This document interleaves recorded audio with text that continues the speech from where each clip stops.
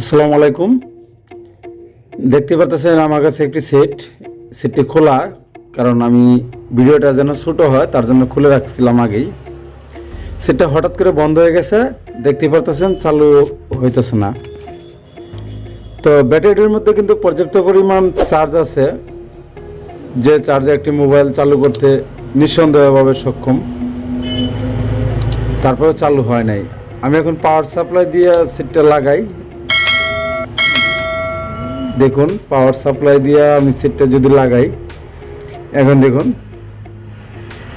কোনো সেন্স নাই, আমাদের কোনো সেন্স নাই সেটের মধ্যে। পাওয়ার সাপ্লাই আমি কানেক্ট করার পরেও সেম একই কন্ডিশন, কোনো সেন্স নাই। তো প্রথমে আমরা দেখব যে ব্যাটারি কানেক্টরে আমাদের ভোল্টেজটা দেখায় কিনা। দেখতে পারতেছেন এখানে কিন্তু ভোল্টেজটা দেখাইতেছে, কিন্তু লো ভোল্টেজ আছে। পজিটিভ লাইনটা কিন্তু আমাদের ভোল্টেজ কম আছে, যতটুকু থাকার প্রয়োজন ততটুকু নাই, কম আছে। মাইনাসটা ঘুরে দিলাম, একটু শর্ট দেখাইতেছে। তো এটা বিষয় না, সেটা চালু হওয়ার কথা ছিল কিন্তু চালু হয় না।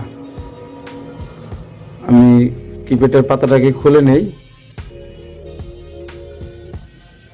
আমি সর্বপ্রথম দেখব যে আমাদের যে লাল বাটনটা, যেটা পাওয়ার বাটন, সেই বাটন পর্যন্ত আমাদের লাইনটা আছে কিনা।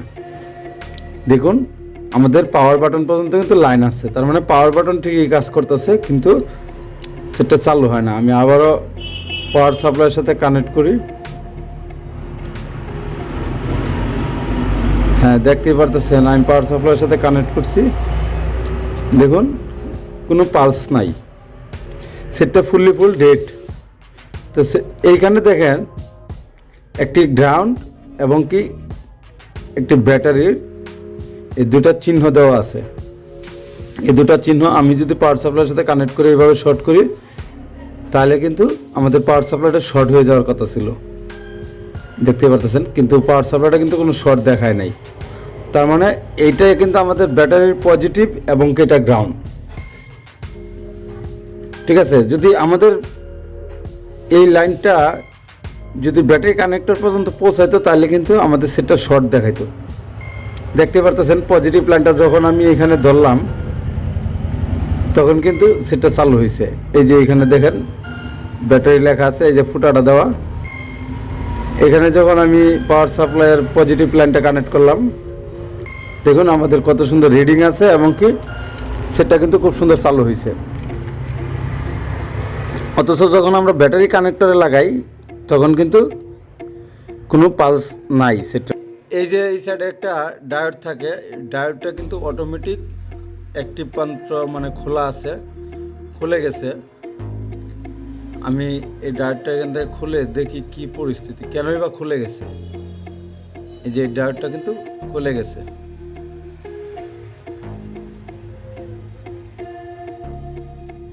আমি যদি একটু কাছে থেকে দেখাই, দেখুন এখানে জং পড়ার মতো কিছু দেখাইতেছে, মানে বোর্ডটা মনে হয় শর্ট খায়া এরকম হয়ে গেছে। এই জায়গার লাইনটা ছেড়ে দিছে আমার যতটুকু সম্ভাবনা। তবে ব্যাটারির যে কানেক্টরটা আছে সেটা যদি আমরা খুলি, এখান থেকে রিমুভ করি, তাহলে বুঝতে পারবো বিস্তারিত বিষয়টা কি।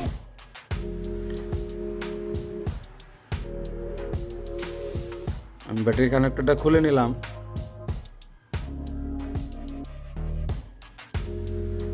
হ্যাঁ, দেখতেই পারতেছেন, এই যে দেখেন, যা সন্দেহ করছিলাম তাই। এটা এখানে শর্ট খাইতে খাইতে এই অবস্থায়। দেখুন পজিটিভ যে লাইনটা, ব্যাটারি কানেক্টরের যে পজিটিভ লাইনটা, সেই পজিটিভ লাইনটা দেখুন অবস্থাটা দেখতেই পারতেছেন, একদম এখানে পুরে এটা মানে অবস্থা হালুয়া টাইট হয়ে গেছে আর কি।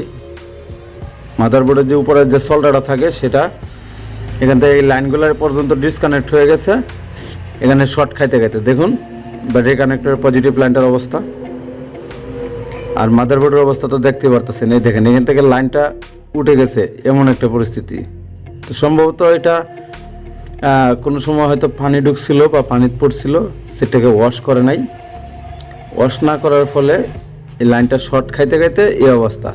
আমরা অনেক সময় এরকম পানিতে পড়লে গাফালতি করি, একটু চুলার পাড়ায় হিট দিই, এই তো সেট তো চলতেছে, কোনো সমস্যা নাই, কিন্তু পরবর্তীতে কিন্তু এগুলা বড় ধরনের সমস্যা হয়ে যায়। তো আমি ব্যাটারি কানেক্টরের পজিটিভ যে লাইনটা আছে সেটা একটু ঘষে বের করে নিই। দেখুন ঘষে বের করে নিলাম। এখন আমি এখানে একটি সোল্ডারিং যে তারগুলো আছে, আমরা যে তারগুলো দিয়ে সোল্ডারিং করি বা লাইন টানি, সে একটি তার এখানে জয়েন করব।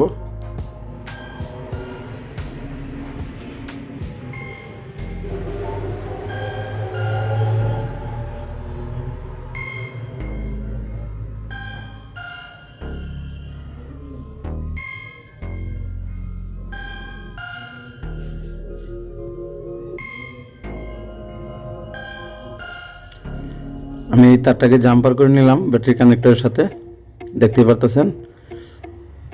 যেহেতু মাদারবোর্ডের এই পাশের মানে এই প্রান্তের লাইনটা যেহেতু উঠে গেছে, তো আমি কি করব, এই তারটাকে নিয়ে ওই পাশে যে ব্যাটারির প্রান্তটা আছে সেখানে আমি সোল্ডারিং করে দেব।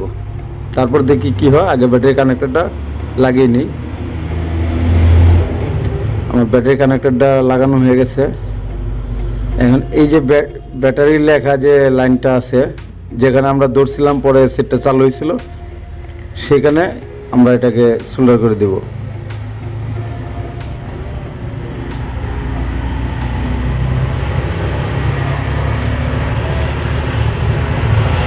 আমি এই লাইনটা এখানে সোল্ডার করে দেওয়ার পর দেখতে পারবো যে আমাদের সেট চালু হয় কিনা।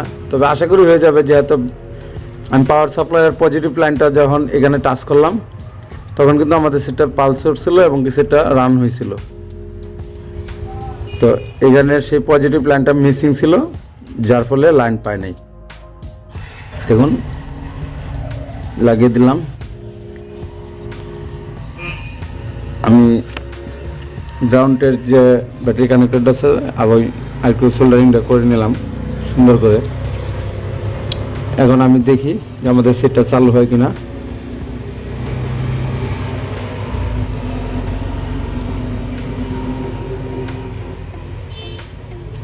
আলহামদুলিল্লাহ আমাদের সেটটা কিন্তু খুব সুন্দরভাবে চালু হয়ে গেছে। এটা শুধুমাত্র একটাই কারণ ছিল, আমার যতটুকু সম্ভাবনা সেটটা কোনো সময় পানিতে পড়ছিল, আর সেই পানিতে পড়ার ফলে সেটাকে ওয়াশ করে নাই। ওয়াশ না করার ফলে কিন্তু এই ধরনের সমস্যাটা হয়েছিল। এই পজিটিভ লাইনটা একদম উঠে গেছে, শর্ট খায়া এটা উঠে গেছে। তো সবসময় আপনাদের কাছে একটু অনুরোধ করব, আপনারা সেট পানিতে পড়লে অবশ্যই সেটটাকে ওয়াশ করবেন ভালোভাবে। ওয়াশ করাতে কোনো রকম হেলামি করবেন না, কারণ এতে পরবর্তীতে সেটগুলো বড় ধরনের সমস্যা হয়ে যাওয়ার আশঙ্কা থাকে।